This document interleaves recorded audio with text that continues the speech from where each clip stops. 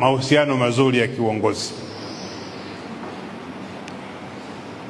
Maeneo yote nimesema, na hapa nataka niseme, ni vizuri sana, wilaya ni ya kwenu, halmashauri ni ya kwenu, vyombo vyote hivi ni vya kwenu. Ni vizuri kuwa na mahusiano mazuri ya kiuongozi.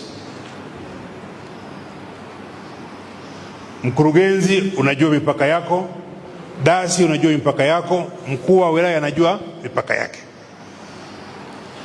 Kwenye wilaya, mkuu wa wilaya ndio bosi. Kuna dasi, yeye ndio mkuu wa utawala na utumishi.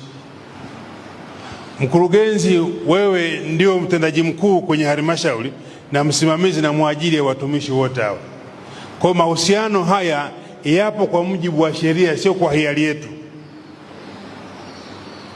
Kwa ile mipaka ya mawasiliano ni lazima iwe sawa sawa.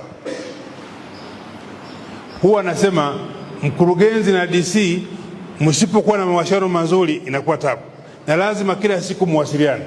Dasi na dedi lazima muwasiliane, mkuu wa idara na dedi lazima muwasiliane, si ndio? Ndivyo inajenga umoja. Hata kwenye idara, mkuu wa idara na afisa wako lazima muwasiliane. Kwa mfano, we mkuu wa idara unakaa hapa, mkuu wa idara, OC unapokea. Ukipokea hiyo OC, hiyo OC ni ya idara, sio ya kwako mkuu wa idara. Hata kama ikiwa milioni 20, hiyo OC ni ya idara, sio ya kwako.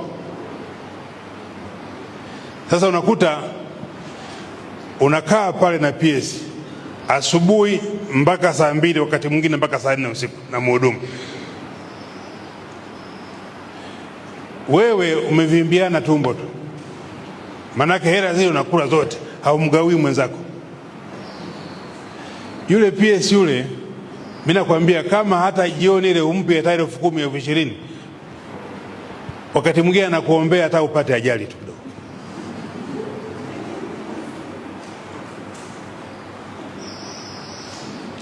Ni vizuri mjue namna ya kuishi na subordinate wenu. Au dasi hapa uko na maafisa tarafa hao maafisa tarafa, OC yako unaipiga yote, maafisa tarafa unawanyima.